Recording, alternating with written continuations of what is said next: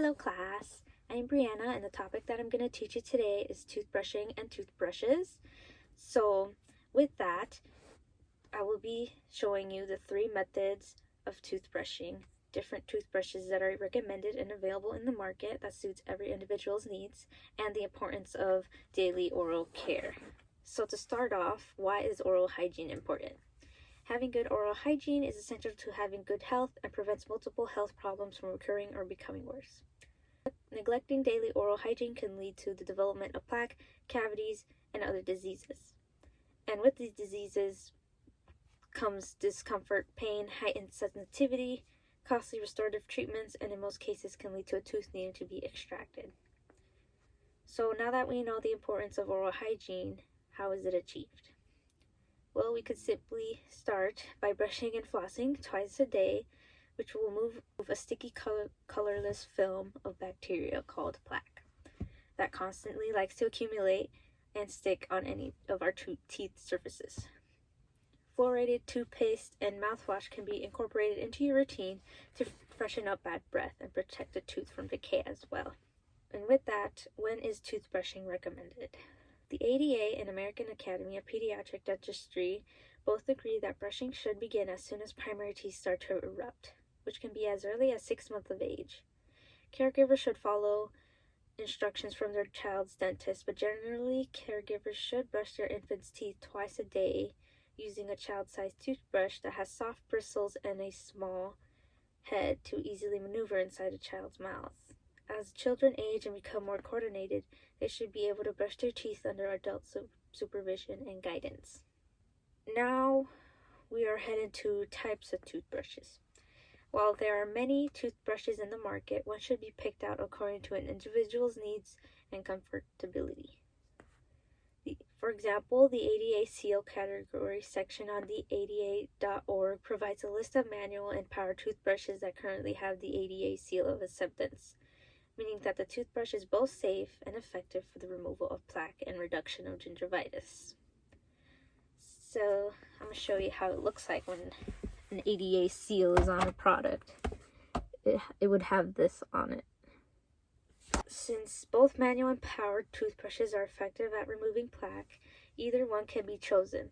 Although powered toothbrushes may be more expensive than most manual toothbrushes, it is still a good option, especially those individuals who have dexterity problems, such as the elderly, people with disabilities, children, or those who have dental appliances such as braces, retainers, crowns, bridges, implants, and dentures may find power toothbrushes easier to use. Here's more examples of what items have the ADA approved seal of acceptance. This one has it on the side there. This one has it on the bottom. And here's an example of all these other ones too. But apart from that, soft bristles are most recommended to use due to them being gentle on teeth and gums while also being effective in the removal of bacteria and or plaque.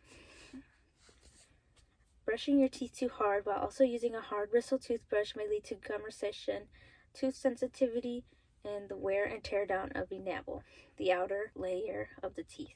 It is actually proven that enamel is the hardest tissue in the human body, and it's even tougher than bone. Now, moving on, the 3 methods of toothbrushing that I will be showing you in a moment. So, while there are many variations of toothbrushing used and recommended according to an individual's conditions or needs, the 3 main methods of brushing are the first, the Bass technique, the most used method, which consists of angling the toothbrush towards the gingiva and the use of short vibratory and circulatory strokes.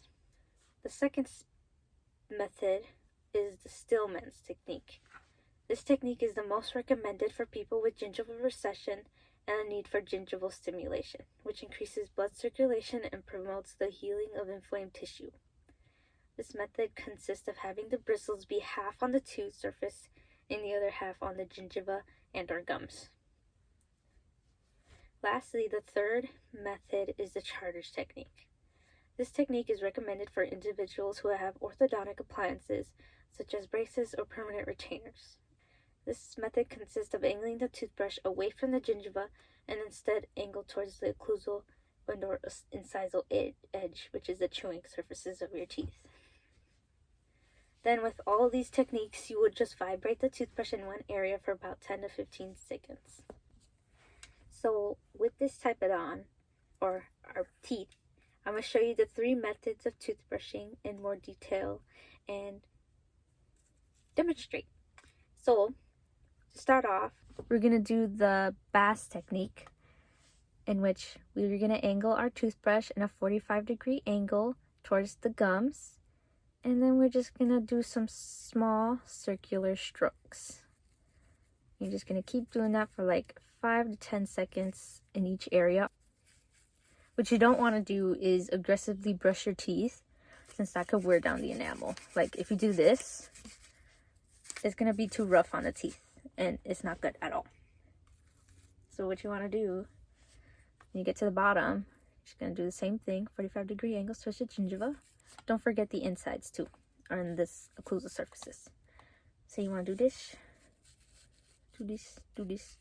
And because the anteriors get a little difficult to reach, or to do it like this, you can honestly just do vertical like that. Vertical brushes can do, as long as you get every surface.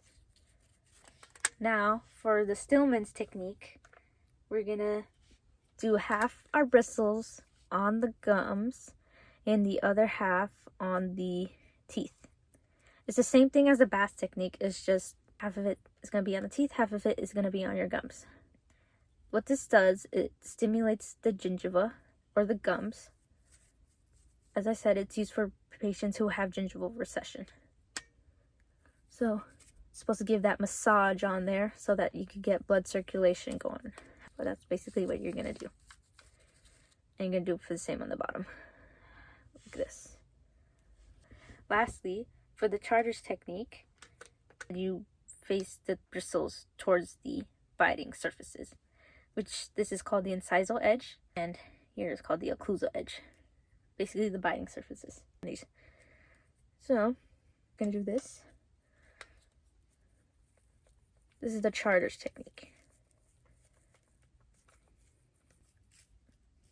Make sure you get both top and bottom. Do not forget to brush your tongue as well, because tongue can also harbor that bacteria and plaque. And also brushing your tongue can also reduce that bad breath. It is also important to floss too, because brushing alone will not get those food debris in between the teeth. You see how there's a couple of stuff in there and this didn't fully remove it? Brushing hard will not remove it. See? So there's no reason for you to be brushing hard.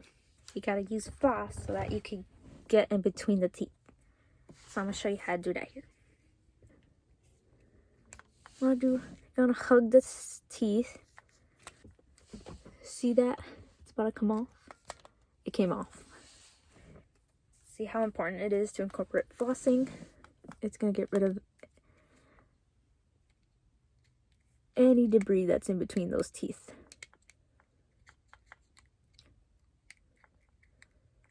Let's see if I can get it out. Boom, there we go. There's one more right there. We're gonna take them, see if I could give you a close shot. Oh goodness. Oh dear. Okay.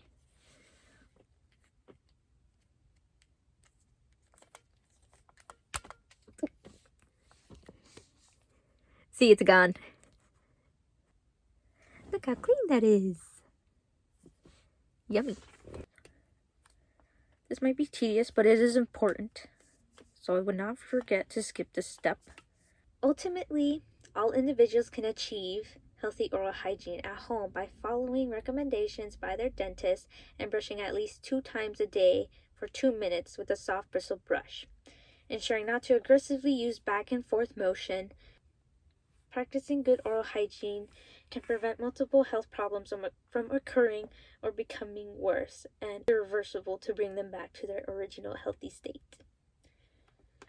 And with that, that is all I have to show you today. Thank you so much for hearing my topic.